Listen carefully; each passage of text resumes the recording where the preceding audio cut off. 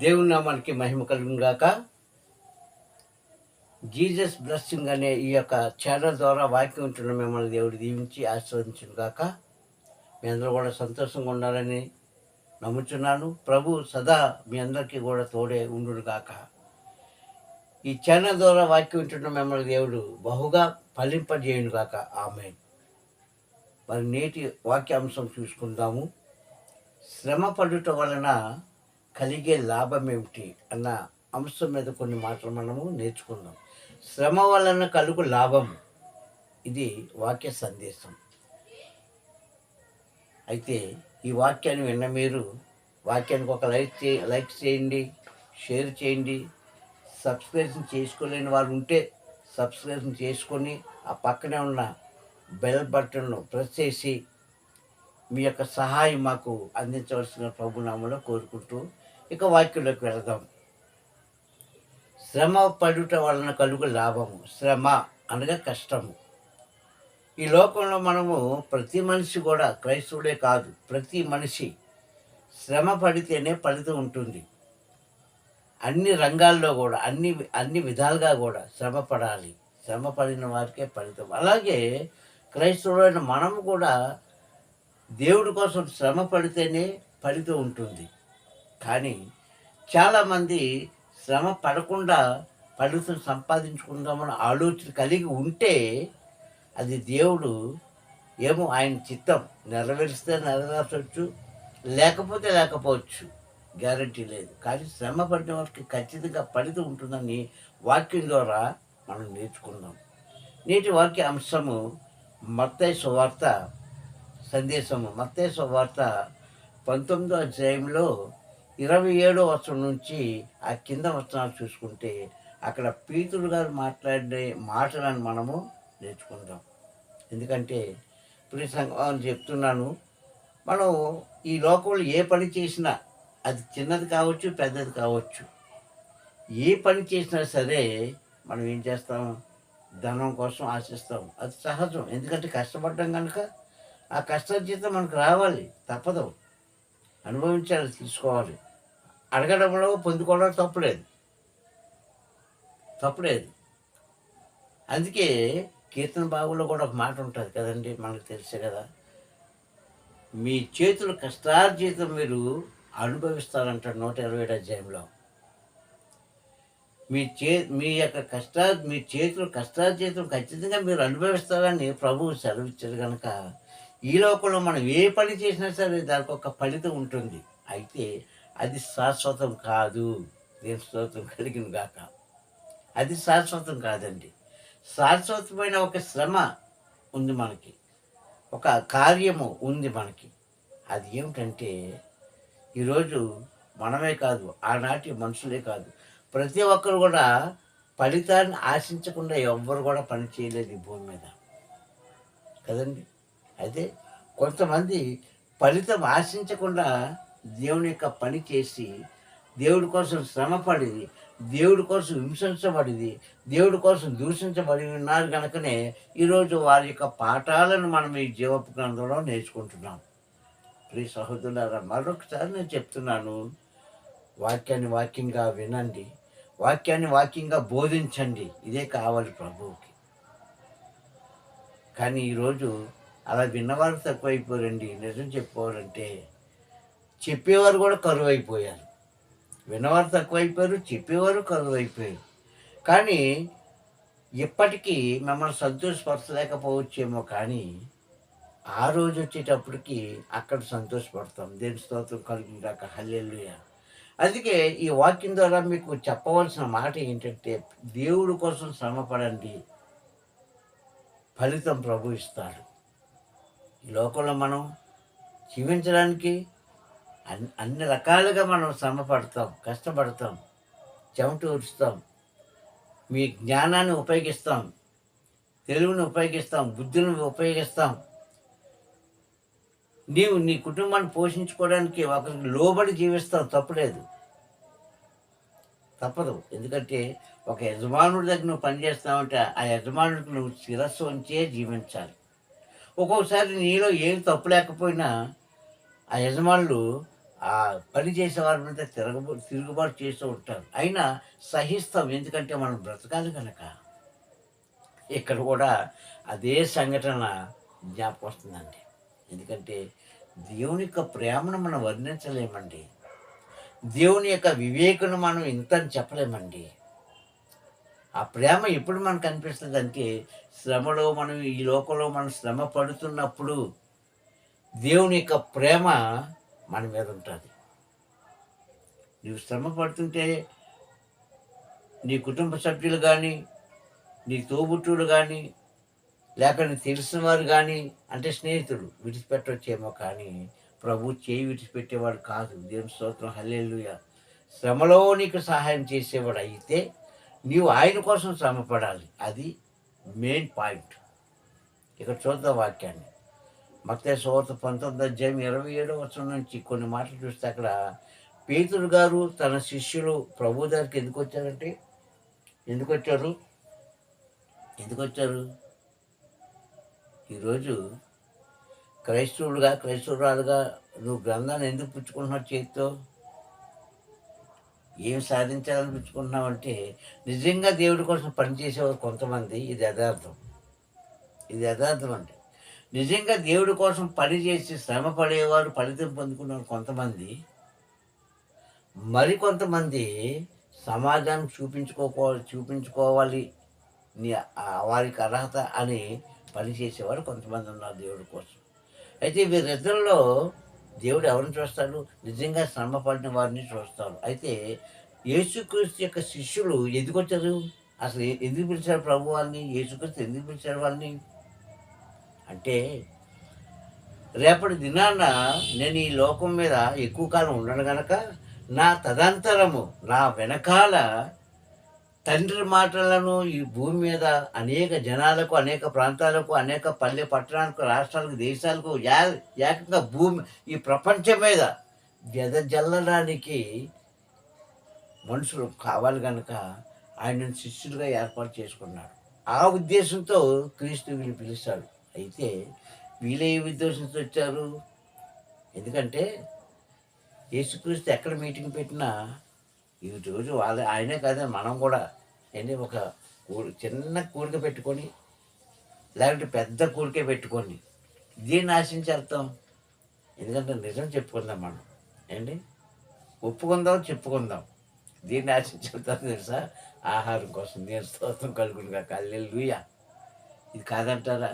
లేదండి మేము అలాగే ఆశించే వాళ్ళం కాదు, దేవుడి మాటలు కావాలి, దేవుడి వాక్యం కావాలి, దేవుడు ప్రార్థన కావాలి అన్నారు ధన్యులు. అలాగ ఆశించారా? మంచిది. కానీ ప్రతి మనిషి కూడా ఏదో ఒక ఫలితం ఆశించే దేవుడి దగ్గరికి వస్తారండి. ఇది కాదని వారు ఎవరూ లేరు. నిజమే, నువ్వు వాక్యం వినడం కోసం వెళ్ళొచ్చు, లేదంటే ఒక పాట పాడడం కోసం వెళ్ళొచ్చు, లేదంటే దేవుడి యొక్క పని చేయడం కోసం వెళ్ళొచ్చు, తప్పలేదు. కానీ ఏ ఫలితం లేకుండా వాళ్ళు అక్కడికి రావు, ఎవరు వెళ్ళరు. అలాగే యేసుక్రీస్తు శిష్యులు కూడా ఎందుకు వచ్చారంటే, ఎప్పుడైతే వలలు తీసి పక్కన పడేసి ఈయన వెనకాల వెళ్ళారో, మొట్టమొదటిసారి వీళ్ళకి కలిగింది ఏంటో తెలుసా ప్రియ సహోదరులారా? మంచి పేరు. దేవుని స్తోత్రం, హల్లెలూయా. ఏం పేరు అది? నజరేతుడైన యేసుక్రీస్తు శిష్యులు. అంతవరకు వాళ్ళని గమనించుకోలేని మనుషులు, అంతవరకు వారికి విలువ ఇవ్వలేని మనుషులు, అంతవరకు వాళ్ళు అంటే ఎవరో తెలుసుకోలేని ప్రజలకి ఈరోజు గుర్తింపు వచ్చింది. అలాగే వాళ్ళకే కదా, ఈరోజు మనందరికీ కూడా, నాకు నీకు మనందరికీ కూడా ఎలా గుర్తింపు వచ్చిందంటే కేవలం జీవపు గ్రంథం ద్వారా. ఇది మర్చిపోకూడదు. మంచి గుర్తింపు వచ్చింది, విలువ వచ్చింది. యేసుక్రీస్తు శిష్యులు ఎక్కడికి వెళ్ళినా సరే వారిని ఎవరు ఆటంకపరిచేవారు కాదు. మరి అంతకుముందు యేసుక్రీస్తు పేతురా ఎవరో తెలియదు, ఆంద్రేయ ఎవరో తెలియదు, ఫిలిప్ప ఎవరో తెలియదు, తోమా అసలే తెలీదు, లోక గారు ఎవరో ఏమో మాకు తెలియదు. కానీ ఎప్పుడైతే అతను క్రీస్తు వీళ్ళని శిష్యులుగా చేర్చుకున్నాడో, మొట్టమొదటిసారిగా వాళ్ళు కలిగింది ఏంటయ్యా అంటే విలువ, ఒక ప్రతిష్టత, ఒక గుర్తింపు. Okay, right. ఇక నెక్స్ట్ స్టెప్ ఏంటి అంటే, వారు కష్టపడకుండా భోజనం దొరికేది. దేని స్తోత్రం, హల్లెలూయా. వాళ్ళు కష్టపడక్కర్లేదండి. యేసుక్రీస్తు ఎక్కడైనా మీటింగ్ పెడితే రొట్టెలు రొట్టెలు ఇచ్చేవారు, భుజించేవారు. తినడానికి లోటు లేదు, తా పానం తాగడానికి లోటు లేదు. అలాగే కానుకలు కూడా ఇచ్చేవారు. కొన్ని కొన్ని సందర్భాల్లో వారు కడుపు మాడితే మాడొచ్చు, కాదంటలే. మనకి ఈరోజు అంతే కదా, అంతే కదా. అన్ని గృహాల్లో జరిగినట్టు అందరికీ అన్ని గృహాలు జరిగినట్టుగా ఈరోజు చాలామంది జరగదు. ఉన్నవారు ఉంటారు, లేనివారు ఉంటారు. కనుక ఏదైనా సరే ప్రభువుతో ఉంటే వీళ్ళకి విలువ పెరిగింది, పేరు వచ్చింది, ఆ పూటకి ఆహారం దొరికింది. ఇవన్నీ బాగానే ఉన్నాయి. కానీ వీళ్ళు ఏమనుకున్నారంటే యేసుక్రీస్తుకు తిరుగుతున్నాం కనుక మాకంటూ ఒక స్తోమత వస్తుంది అనుకున్నారండి. అదే రాలేదు. మేము ఒక ఆస్తులు సంపాదించుకుంటాం అనుకున్నారు, అది లేదు. మేము ఒక 10 ఎకరాల పొలం కొనుక్కోవాలి అనుకున్నారేమో, అది లేదు. లేదంటే మళ్ళీ చేపలు పట్టుకోవడానికి ఒక 10, 20 బోట్లు అంటే పడవలు తయారు చేసుకొచ్చేమను, అది లేదు. మరి ఏంటైంది, ఏమీ లేదు. తినడం, స్వార్థకి వెళ్ళిపోవడం, రావడం, శ్రమపడడం, ఇదే జరిగింది. ఒక దినాన్న వాళ్ళకి మనసులో బాధ కలిగి దేనికన్నా సరే పేతురు గారే ఫస్ట్గా లేచేవారండి. ఒక మాట చెప్పడానికన్నా, అడగడానికన్నా, ఒక సందేశం తీర్చుకోవడానికన్నా ఫస్ట్గా అతనే లేచేవాడు. అతను ఏమంటున్నాడంటే చివరి దినాల్లో కాదు, మధ్యలోకి వచ్చాక అప్పుడు ఆయన ఏమన్నాడంటే పేతురు గారు, అయ్యా ప్రభువా, ఇదిగో చూడండి, ఈరోజు మేము మీతో వస్తున్నాం కదా, మరి మాకు కలిగే లాభం ఏంటి? చూసారా, ఇది మానవ బుద్ధి కదా. ఎక్కడో సముద్రంలో చేపలు పట్టుకొని ఆ నీసు కంపులో నుండి వస్త్రాలు సరిగ్గా లేక వాళ్ళంటే ఎవరో గుర్తింపు లేని మనుషులను తీసుకొని వచ్చి ఒక స్తోమత ఇస్తే ఏమని ప్రశ్నించారండి?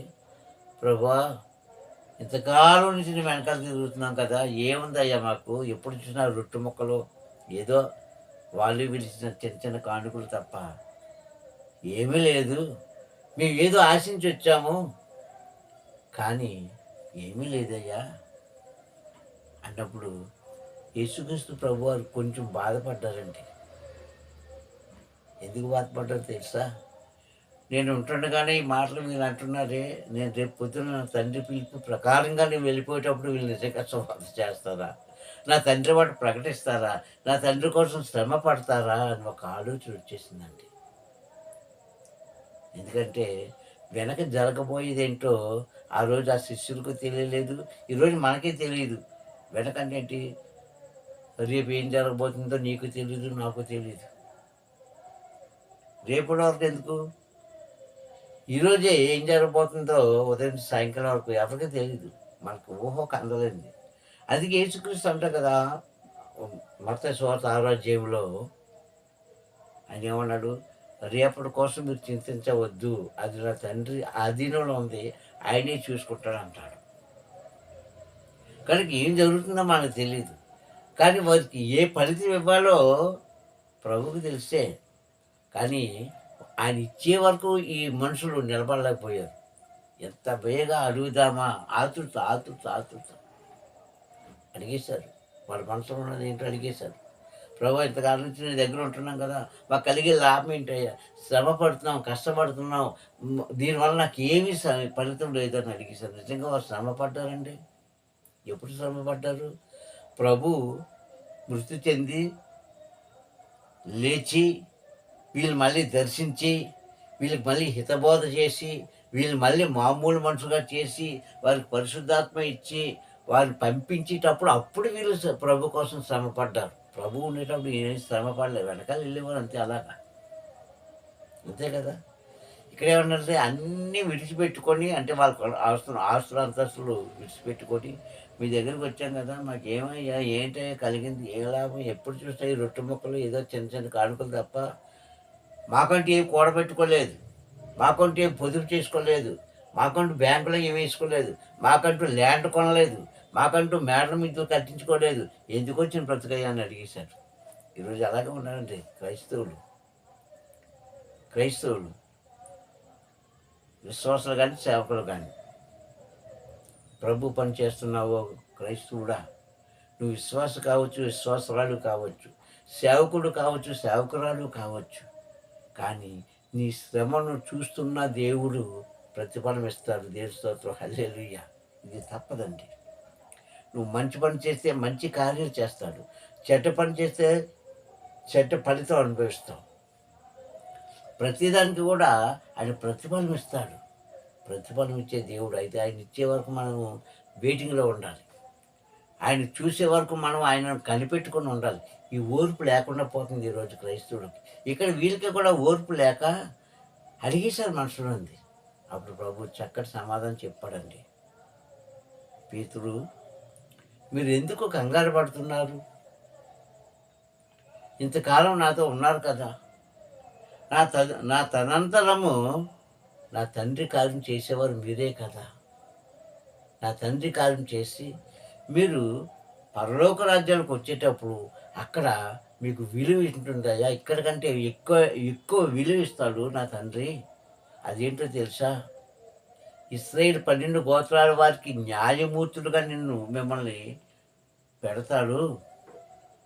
12 సింహాసనాలు వేసి అందులో 24 పెద్దల మధ్య మీకు ఒక స్థానాన్ని కల్పిస్తాడు. మీ ఆత్మకు ప్రశాంతత కలిగిస్తాడయ్యా నా తండ్రి.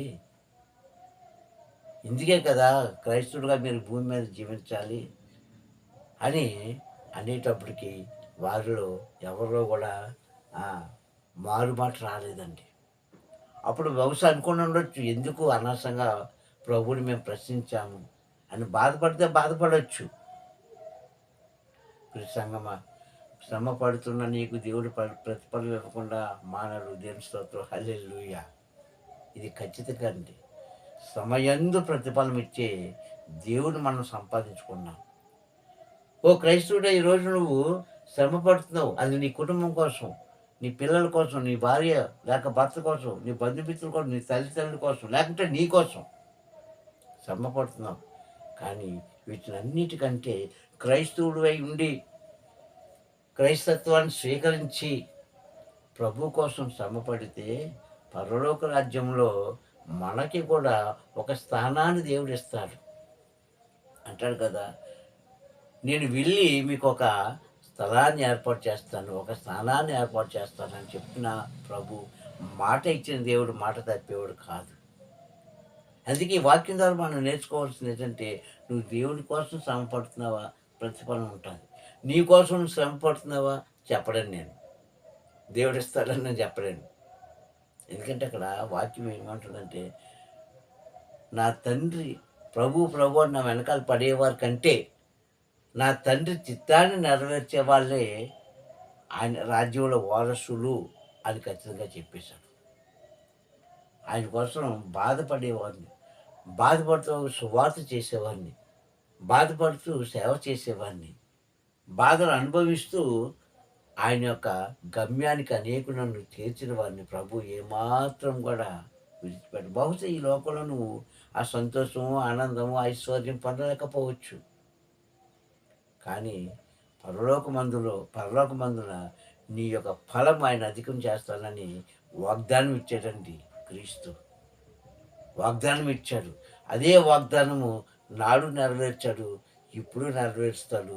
రాబోతున్న దినాల్లో కూడా ఆయన ఒక మాట విన్న వాళ్ళందరికీ కూడా నెరవేర్పు కలిగించి లోకంలో ఏకాకిగా తిరిగే నిన్ను, ఎవరు పట్టించుకోలేని నిన్ను, ఎవరు నీతో మాట్లాడకుండా విడిచిపెట్టిన నిన్ను ఒక స్థానంలో పెట్టారు. అది జ్ఞాపకం చేసుకోండి చాలు. అది జ్ఞాపకం చేసుకుంటే తండ్రి యొక్క సహాయము, తండ్రి యొక్క ఆశీర్వాదం, తండ్రి యొక్క దీవెన సదాకాలము ప్రతి మనిషి మీద ఆయన కుమ్మరిస్తాడు. ఆయన ప్రతిఫలం ఇచ్చి, ఆయన కృప చూపించి, ఆయన దయ చూపించి, ఆయన ప్రేమతో మనల్ని పెంచి పోషిస్తాడని తెలియజేస్తున్నాను. ఓ క్రైస్తవుడా, నీవు మందహాసుడివై ఉండొద్దు. ప్రభువుని ఎదురించి ప్రశ్నించొద్దు. ప్రభు కోసం నిజంగా పాటుపడు, నిజంగా ఆ పని చేయు. ప్రభు యొక్క వాక్యాన్ని విను. ప్రభు కోసం నీవు శ్రమ పడుతుంటే అప్పుడు అంటాడు, ఒక చక్కటి వాగ్దానం ఇచ్చాడండి. కీర్తన భాగము మొదటి అధ్యాయం 2వ వచనంలో చూసుకుంటే ఆయన అంటాడు, దివారాత్రములను ధర్మశాస్త్రం ధ్యానించేవాడు ధన్యుడు. ధర్మశాస్త్రం దేవారాత్రులు ధ్యానించేవాడు ధన్యుడు. అతడు నీటి కాలువల వారన నాటబడిన చెట్టు వలె ఉంటూ, తన కాలమందు ఫలమిచ్చి చెట్టు వలె ఉంటూ, అతడు చేయనిదంతయు సఫలమగును గాక అంటాడు. ఆకు వాడక తన కాలమందు ఫలమిచ్చి చెట్టు వలె ఉంటూ, అతడు చేయనిదంతా కూడా సఫలమగును గాక అని ఒక ఆశీర్వాదము దీవెన ఇచ్చేశాడు. ఇంతకన్నా ఏం కావాలండి క్రైస్తవుడికి? క్రైస్తవుడిగా ఉన్న నీకు ఏం కావాలి? ఈ లోకంలో శ్రమలు తప్పవు, బాధలు తప్పవు, అనారోగ్యం తప్పదు. కానీ ప్రభు అంటాడు, ఇవన్నీ కలిగించేది నేనే, మళ్ళా వాటి నుంచి నిన్ను విడుదల చేసేది నేనే. ఎందుకంటే చూడండి, పెద్దలు ఒక మాట అంటున్న పూర్వీకులు, నడిచే ఎద్దునే కొడతాడంట ఆ రైతు. ఆ పాలేరు ఏం చేస్తాడు? చక్కగా నడుస్తున్న ఎద్దునే కొడుతుంటాడు. ఎందుకంటే ఆ పక్కన్న ఎద్దు సరిగ్గా నడవదు, అటు ఇటు గెంతులేస్తుంటుంది. దీన్ని ఎందుకు కొడతాడు అంటే, దీన్ని చూసి ఇది ఎక్కడైతే పాడైపోతుందో అని నడిచే ఎద్దునే ఒక దెబ్బ కొడుతుంటాడు. అది నిదానంగా నడుస్తూ ఉంటుంది. అలాగే ప్రభు కోసం శ్రమ పడిన వారిని ప్రభు కొంచెం శ్రమ పడతారు. ఎందుకో తెలుసా? ఈ శ్రమను జ్ఞాపకం చేసుకొని ఎక్కడ తప్పడడిగేసి ఆయన రాజ్యానికి రాకుండా వెళ్ళిపోతారేమో భయం దేవుడికి. అందుకే సమయందు ఫలితం ఇచ్చే దేవుని మనం పొందుకున్నాం కనుక అడగండి, ఇస్తాడు. శ్రమ ఏటలకాలో కలకాలం మనతో ఉంచాడు దేవుడు, తీసేస్తాడు. శరీరానికి వ్యాధి వచ్చిందంటే అలాగే ఉండిపోదు, తీసేస్తారు. అదేవిధంగా శ్రమలోంచి తీసివేసేసి నిజంగా దేవుడి కోసం శ్రమ పడేవారికి ఈ భూమి మీదే కాదు పరలోకంలో కూడా వారి యొక్క పేర్లు స్థిరస్థాయిగా చేసి ఆశీర్వదిస్తాడని తెలియజేస్తూ నేను ఈ మాటను ముగిస్తున్నాను. కావున ఓ క్రైస్తవులారా, దేవుడి కోసం శ్రమపడండి, ఫలితము ప్రభు ఇస్తారు. కానీ తొందరపడి ప్రభుని ప్రశ్నించవద్దు. ఎందుకంటే మనకంటే ముందు ఎంతోమంది భక్తులు ఈ భూమి మీద, ఎంతోమంది సేవకులు, ఎంతోమంది క్రైస్తవులు ప్రభు కోసం ఏమైపోయారో మనకు తెలుసు. వారికి ప్రతిఫలం ఇవ్వలేదా? ఇచ్చాడండి, ఇచ్చాడు.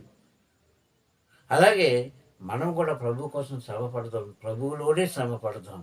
ప్రతిఫలం నీకు, నీ పిల్లలకు కూడా రాబోతున్న దినాల్లో సమృద్ధిగా దయచేస్తాడని నేను తెలియజేస్తున్నాను. దేవుడు కొద్ది మాట తన వెనుకలో దీవించుడుగాక. ఆమేన్. సర్వాధికారం తండ్రిని కొందరినైనా సకలాశ్వతలకు కారణభూతుడైన మా ప్రియపరలోక దేవ, నీ ఉన్నతమైన ఘనమైన నామాన్ని బట్టి ప్రార్థిస్తున్నాయన. ఇగో తండ్రి యొక్క వాక్యం నేను బిడ్డను దీవించండి. అయ్యా తండ్రి, శ్రమ వెనుక ప్రతిఫలం అన్నావు తండ్రి. అట్టి ప్రతిఫలం మేము పొందుకున్నలాగు నీ కృప చూపించి అయ్యా నీ కోసం శ్రమ పడతండి నాన్న ప్రభా, నీవిచ్చే ఆశీర్వాదం అనే బహుమానం పొందుకునే దీవెని మేము పొందుకుంటాం సహాయం చేయమని ఘనతామహి ప్రభాన్ని మేము పొందుకుంటాను నమ్ముతూ క్రీస్తు రాములు అడుగుతున్నాను పరమ తండ్రి. ఆమేన్, ఆమేన్, ఆమేన్. మీ ఎంత కొందనాలు. దేవుడు మిమ్మల్ని దీవించి ఆశీర్వదించును కాక. ఆమేన్.